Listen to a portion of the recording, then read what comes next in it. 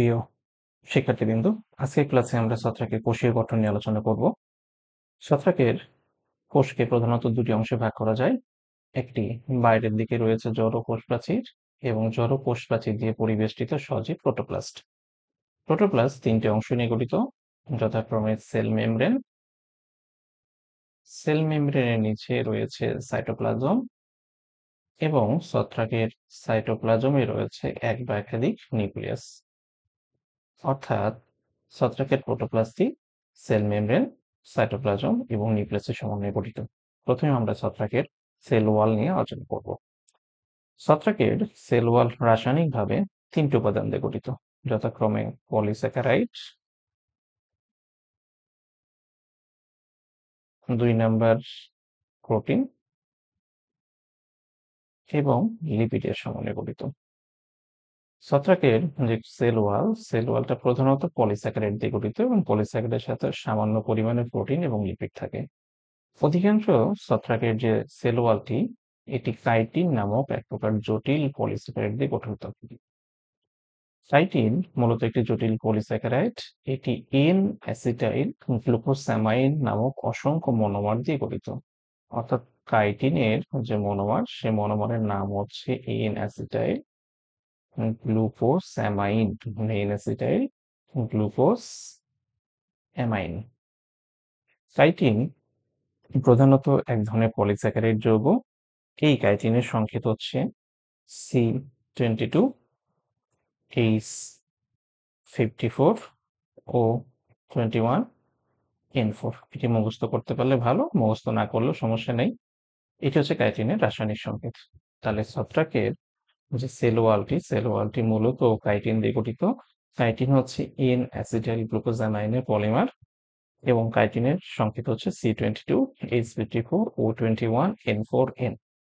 কাইটিনের সাথে ছত্রাকের কোষ প্রাচীরে আরও থাকে গ্লুকান এবং ম্যানোপ্রোটিন নামক প্রোটিন এবং সাথে কিছু ফিব্রিলার প্রোটিনও থাকতে পারে। কিছু কিছু ছত্রাক, যেমন ওয়াটার মোল্ড হিসেবে পরিচিত যে ছত্রাক, তার নাম হচ্ছে স্যাপ্রোলিগনিয়া।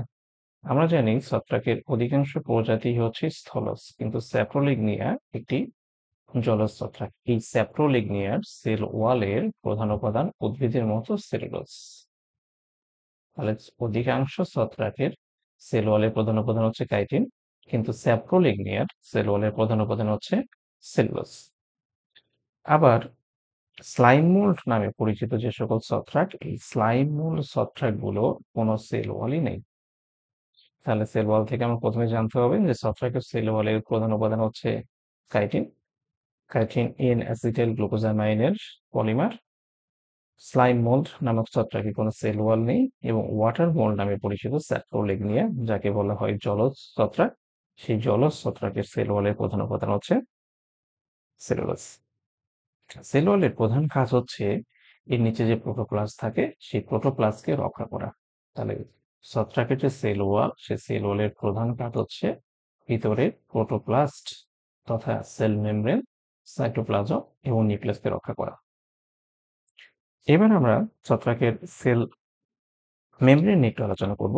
ছত্রাকের সেল মেমব্রেনটি সেল ওয়ালের ঠিক নিচে থাকে এবং এটি সজীব, পাতলা এবং বৈষম্যবদ্ধ। ছত্রাকের সেল ওয়ালটি যদি আমরা এই ছবিটা লক্ষ্য করি, ছত্রাকের সেল ওয়ালে বাইলেয়ার প্রকৃতির। এর উপরে একটা লেয়ার থাকে, নিচে একটা লেয়ার থাকে, অর্থাৎ এটি দ্বিস্তর বিশিষ্ট। এবং ছত্রাকের যে সেল মেমব্রেন, এই সেল মেমব্রেনের প্রধান উপাদান হচ্ছে আর্গোস্টেরল। আমরা জানি প্রাণীদের সেল মেমব্রেনে থাকে কোলেস্টেরল। এই কোলেস্টেরল এবং আর্গোস্টেরলের রাসায়নিক সংযুক্তি, রাসায়নিক গঠন এবং কাজ প্রায় মোটামুটি একই রকমের। তো আমরা যদি এই ছবিটা একটু দেখি, যে এটা হচ্ছে ছত্রাকের সেল ওয়াল এবং সেল ওয়ালের ভিতরে রয়েছে এই যে সেল মেমব্রেন। হ্যাঁ, তাহলে সেল ওয়াল, বাইরের দিকে সেল ওয়ালের ভিতরে সেল মেমব্রেন। কিন্তু এই জায়গায় সেল মেমব্রেনটা একটু ভিতরের দিকে প্রবিষ্ট হয়ে পকেটের মতো একটি গঠন তৈরি করেছে। এই পকেটের মতো গঠনকে বলা হয় লোমাজোম।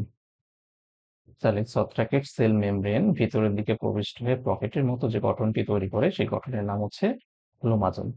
লোমাজমের ভিতরে বিভিন্ন ধরনের এনজাইম থাকে যা ছত্রাকের বিপাকে সহায়তা করে এবং ধারণা করা হয় লোমাজম সেল ওয়াল তৈরিতেও ভূমিকা রাখে। সেকেন্ড আমরা যেটা জানবো ছত্রাকের সাইটোপ্লাজম সম্পর্কে। ছত্রাক যেহেতু ইউক্যারিওটিক ইউক্যারিওটিক হওয়ায় কোষঝিল্লির ভিতরে একটি ইউক্যারিওটিক জীবের সাইটোপ্লাজমে যে সকল সাইটোপ্লাজমিক অঙ্গাণু থাকা দরকার ছত্রাকের সাইটোপ্লাজমে ঠিক সেই সকল অঙ্গাণুগুলো উপস্থিত। যেমন ছত্রাকের সাইটোপ্লাজমে রাইবোজোম উপস্থিত, ছত্রাকের সাইটোপ্লাজমে মাইটোকন্ড্রিয়া উপস্থিত, ছত্রাকের সাইটোপ্লাজমে এন্ডোপ্লাজমিক রেটিকুলাম উপস্থিত। কিন্তু মজার বিষয় হচ্ছে ছত্রাকের সাইটোপ্লাজমে কোনো প্লাস্টিড থাকে না। যেহেতু প্লাস্টিড নেই তাই ছত্রাক নিজের খাদ্য নিজে তৈরি করতে পারে না। ছত্রাকে প্লাস্টিড নাও থাকলে বিভিন্ন প্রজাতির ছত্রাকের সাইটোপ্লাজমে বিশেষ করে ছত্রাকের স্পোরে লাল, নীল, বেগুনি প্রভৃতি বর্ণের ক্যারোটিনয়েড নামক রঞ্জক পদার্থ থাকে। ছত্রাকের সাইটোপ্লাজমে বিভিন্ন ধরনের সাইটোপ্লাজমিক অঙ্গাণু ছাড়াও সঞ্চিত খাদ্য হিসেবে প্রধানত থাকে হচ্ছে গ্লাইকোজেন এবং গ্লাইকোজেনের সাথে থাকতে পারে চর্বি, সাথে ভলিউটিন, ম্যানিটল এবং তেলবিন্দু থাকতে পারে। ইস্ট নামক ছত্রাকের সাইটোপ্লাজমে প্লাজমিডও পাওয়া যায়। আমরা জানি প্লাজমিড এর আগে আমরা দেখেছিলাম ইকোলাই ব্যাকটেরিয়াতে থাকে এবং আরেকটি ছত্রাক যার নাম ইস্টের সাইটোপ্লাজমে প্লাজমিড পাওয়া যায়। ছত্রাকের সাইটোপ্লাজমে দুই ধরনের সাইটোপ্লাজম দেখতে পাওয়া যায়, একটি ঘন এবং একটি অপেক্ষাকৃত কম ঘন। সাধারণত তরুণ মাইসেলিয়াম এবং হাইফির শীর্ষদেশে যে সাইটোপ্লাজমটা দেখা যায় এই যে সাইটোপ্লাজমটা অপেক্ষাকৃত ঘন এবং দানাদার, কিন্তু অপেক্ষাকৃত পুরাতন মাইসেলিয়ামের সাইটোপ্লাজমটা অপেক্ষাকৃত কম ঘন হয় এবং এর সাইটোপ্লাজমে অসংখ্য ভ্যাকিউল দেখা যায়। তাহলে ছত্রাকের সাইটোপ্লাজম প্রধানত দুই প্রকার, একটি হচ্ছে ঘন এবং অপরটি হচ্ছে কম ঘন। কম ঘন সাইটোপ্লাজম থাকে হচ্ছে মোটামুটি যারা পরিণত মাইসেলিয়াম সেই পরিণত মাইসেলিয়াম এই ঘটনটি দেখা যায় এবং অপেক্ষাকৃত তরুণ মাইসেলিয়ামের সাইটোপ্লাজমটি ঘন। সাইটোপ্লাজমে রয়েছে এক বা একাধিক নিউক্লিয়াস। ছত্রাকের প্রতি কোষে সাধারণত এক বা একাধিক নিউক্লিয়াস থাকে। নিউরোস্পোরা ক্রাসা নামক যে ছত্রাকটি থাকে, নিউরোস্পোরা ক্রাসা, এই নিউরোস্পোরা ক্রাসা নামক ছত্রাকের প্রতি কোষে ১ থেকে ১০০টি নিউক্লিয়াস থাকে। এটি এমসিকিউর জন্য খুব ইম্পর্টেন্ট যে নিউরোস্পোরা ক্রাসা নামক ছত্রাকের কোষে ১ থেকে ১০০টি নিউক্লিয়াস থাকে। ছত্রাকের নিউক্লিয়াসটি সাধারণত বৃত্তাকার বা উপবৃত্তাকার হয়ে থাকে এবং ইউক্যারিওটিক হওয়ায় এর নিউক্লিয়াসে একটি রন্ধ্রযুক্ত নিউক্লিয়ার মেমব্রেন রয়েছে এবং কেন্দ্রস্থলে অপেক্ষিত ঘনবস্তু থাকে যাকে নিউক্লিওলাস নামে নামকরণ করা হয়। ধন্যবাদ সকলকে।